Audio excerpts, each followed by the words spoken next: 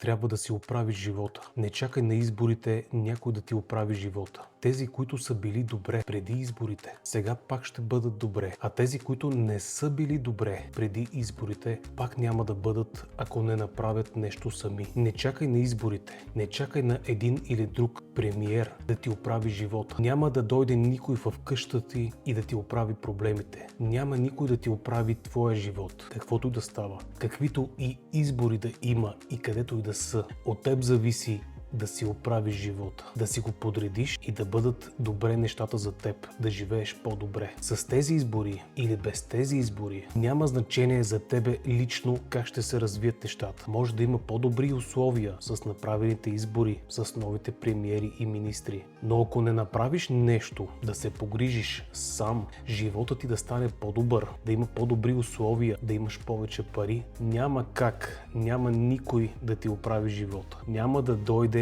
и да ти напълни банковата сметка. Няма да дойде и да ти оправи отношенията с жена ти и с приятелите. От теб зависи. От теб. Ти си твоят спасител и само ти можеш да си оправиш живота, както трябва да бъде и както го искаш. Помисли за това и действай. Не чакай. Гласувай за себе си. Намободая.